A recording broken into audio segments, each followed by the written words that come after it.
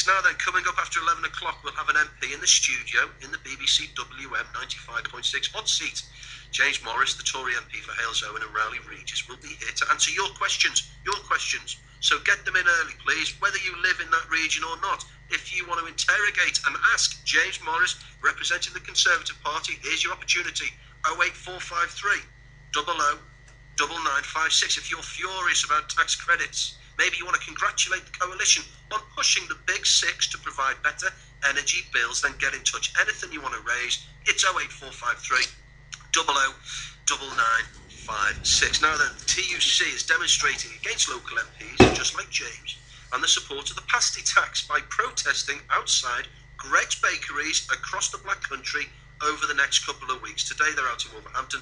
Let's speak to Rosa Crawford from the TUC. Good morning. Good morning. Thanks for your time. What's the purpose of today's pasty protest? Okay, yes, today's protest, which will be outside Dudley Street in Wolverhampton between 12 and 2, and also asking people to text pasty SOS to 85515, is indeed, as you say, to highlight the fact that local MPs, including James Morris, as well as Margot James, Chris Kelly and Paul Uppel, have supported the Pasty Tax and also the very unfair recent budget announced by George Osborne. For the TUC, this budget really stands for the glaring unfair approach that the government has taken towards Black Country people who are facing squeezes as never before. We got almost 14% unemployment in the area, yet all the local MPs have done is slap an extra 20% tax on their pasties, as well as do nothing to reverse. So, Rosa, I mean, you're using the pasty, the humble pasty, as a symbol. It's symbolic rather than you protesting specifically about the pasty. Of course, the Tories and the Lib Dem would say, well, basically, they're just clearing up the mess, the aftermath left by the Labour government. The real issue here is the fact that people we've spoken to are facing real hardship in the Black Country. We've spoken to mums who are missing meals, people having to use food banks. We're speaking to unemployed people every day. And the fact is that this budget and the Pasty Tax included within it stands for an out-of-touch government that has done nothing to deal with the real hardships people are facing. We've got in the budget, instead of an increase in tax on those who pay most, we've got £47,000 extra for all the millionaires through the tax cut that they've been given, and yet we've got an extra 20% tax on the poorest people in the area. Well, they would say they've just given the pensioners an extra £5.5 a week. Was it £5.60 a week, something like that? Well, that's compared to the £47,000 extra you get if you are the very richest, and compared to the massive squeeze in living standards you're facing. But they would say that that's relatively few. There are far more pensioners in this country than just a handful of multimillionaires.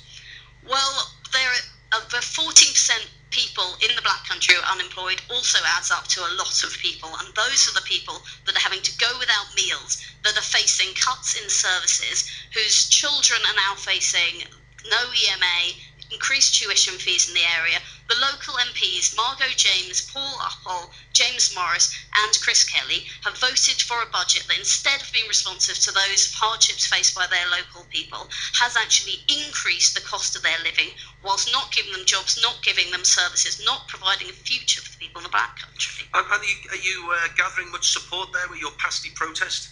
We are gathering a lot of support, a lot of local interest, local businesses, obviously, bakeries that are facing squeeze here, but also every day we're speaking to people. The people are having to use food banks, the local people are concerned.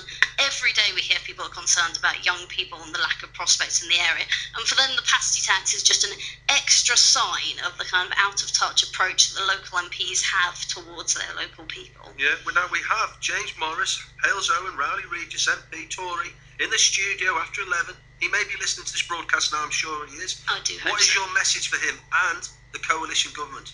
My message to James and the coalition government would be, instead of taxing the people that can pay the least, increasing their cost of living and taking their jobs away and cutting their services, we need to support progressive tax, a tax on bankers, a tax on tax avoidance as well, and to try to close those loopholes so that people in the Black Country are provided with the jobs and the skills and the future that they need, rather than taxing the very food in their hands today. Rose, just finally, you're protesting outside Greg's. Yes. Do they mind? Are they happy?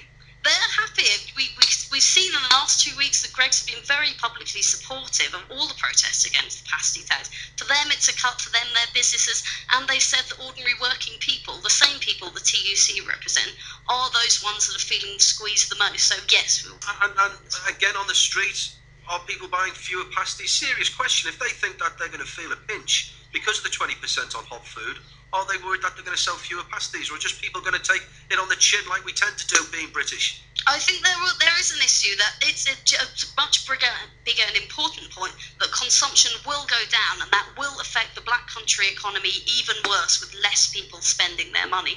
Rich people will go and spend their money abroad internationally. It's by giving money to people, ordinary people in the black country, that the local economy will be heated up, and nothing is going to be heated up if you can't even buy a hot pasty. Well, let's hope that the hot pasty has been heated up properly. Rosa Crawford, great speaking to you. Thank you, Rosa. Thank you very much. All the very best. Thank you. 4 minutes to 11. We're taking